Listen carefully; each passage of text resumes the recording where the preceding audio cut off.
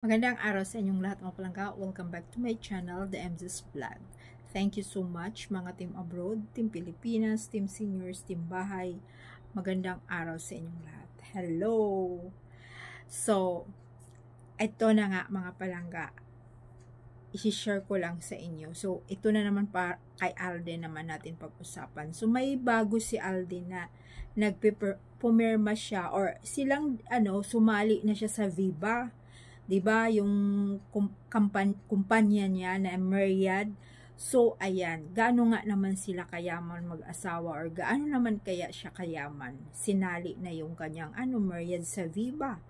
So ayan, nagpermahan sila ng kontrata. So ang dami na yan, kung mayroon mang pelikula or kahit anong pelikula, kasali na yung kanyang yung kanyang kumpanya. O hindi ba, hindi yan putyo-putyo, hindi sasabihin natin na mga bilyonaryo na yan sila o kasali na yan si Alden, pero tahimik lang.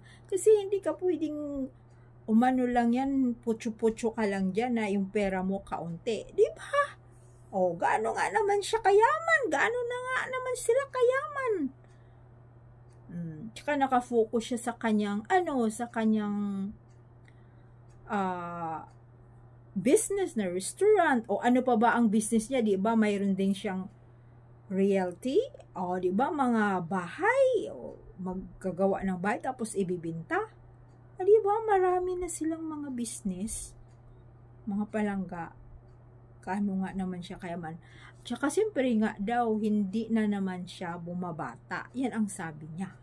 Ay, ganun naman talaga pag nasa showbiz, kailangan talagang paikutin mo yung pera para hindi ka magaganon, di ba? Kasi maraming ganon ng mga artista, kung masyado ng mayaman, mayabang, alam nyo naman, ang Panginoon nakatingin lang din kung mayabang ka, babagsak ka talaga. Kaya alam nyo, believe din ako kay Alden dahil napaka-humble, hindi nagbabago, diba? Kaya marami silang blessings. So, ayan na nga mga palangga, sinabi rin niya na, kasi may nagtanong sa kanya na kung itutuloy pa yung pag-aaral niya, mag-aral daw siya, sabi niya. So, yung daw niya, yung pangarap daw ng ina niya, yung nanay niya pangarap before ay mag-artista. So, na-achieve na niya yun. Tapos na siya sa artista, sumikat na siya. Diba yun ang sinasabi niya na kung buhay pa yung nanay niya, syempre masaya, mabigyan niya ng lahat ng bagay kung anong gusto. Yun nga. So, natapos na niya yun, artista na siya, yun ang pangarap ng nanay niya. So, ito na naman daw ang pangarap ng tatay niya ay magiging piloto siya. So, pagbigyan daw niya mga palangga ang kanyang tatay, kanyang daddy na magiging piloto siya. Sana daw makapag-aral siya this year.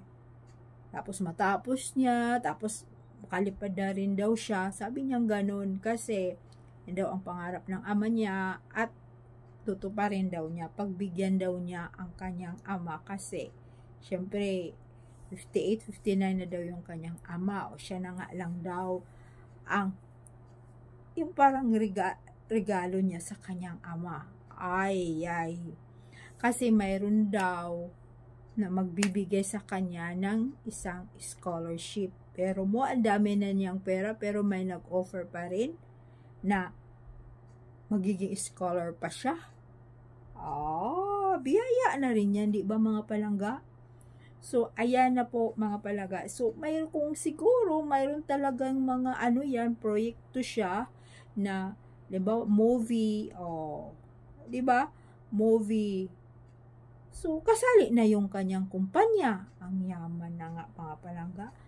Kasali na yung kanyang kumpanya. Bero mo naman yan. Pero hindi ko alam mga palangga o kung sino sa inyo nakakanood, no? Kasi yun lang ang napanood ko. Baka mayroon kung tinanong siya sa kanyang love life, sa kanyang syempre sa kanyang buhay o kumusta na yung love life mo sa edad na yan, wala pa akong napanood. Kung sino man dyan, i-comments nyo lang kung mayroon kayong napanood mga palangga.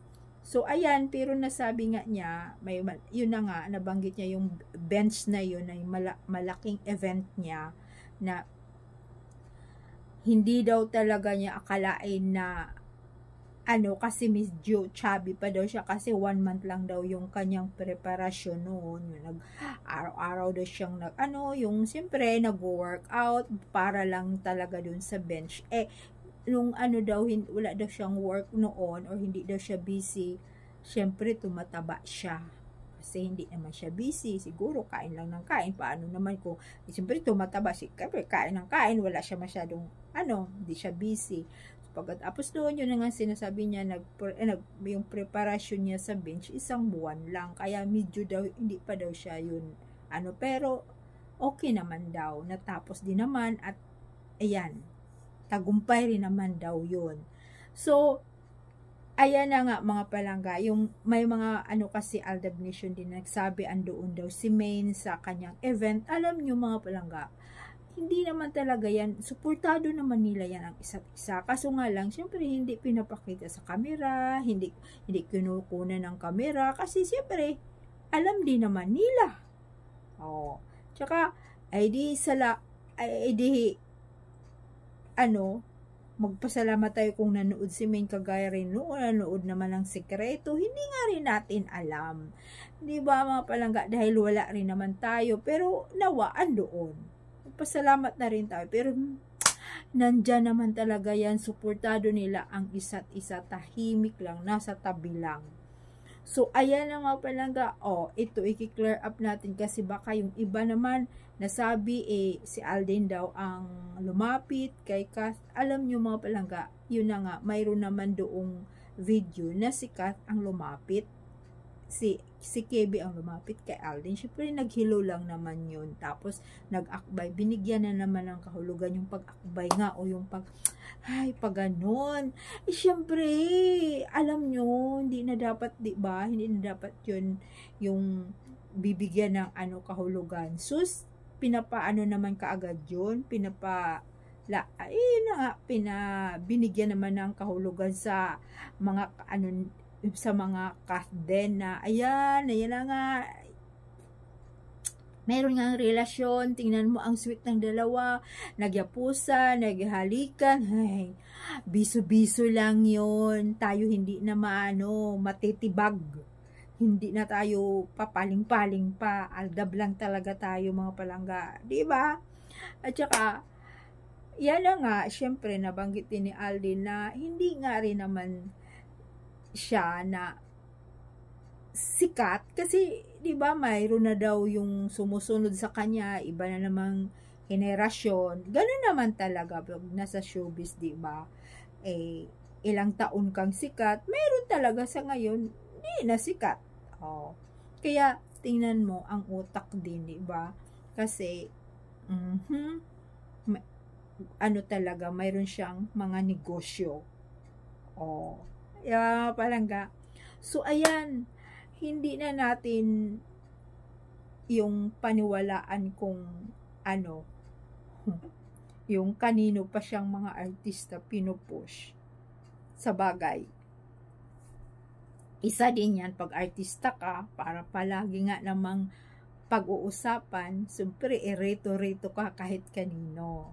Siyempre sa camera lang yun, pero sa totoong buhay, iba din. Kaya subaybayan na lang natin mga palangga. Kaya thank you so much sa lahat po ng mga sumusuporta sa aking channel, at yaan po, magko-comments lang po kayo. Wag nyo pong kalimutan yung magko-comments, kasi nagbabasa din sila. Dahil mayroon nga akong nabasa na 2 na lang ang vlogger sa Aldab. Pero ang alam ko ang dami. Alam ko ang dami, kasi hindi ko naman napanood sa YouTube. Mayroon akong nadaanan noon sa Facebook. Mayroon nga naman silang sariling kumpanya. Malay natin magkaroon, di ba?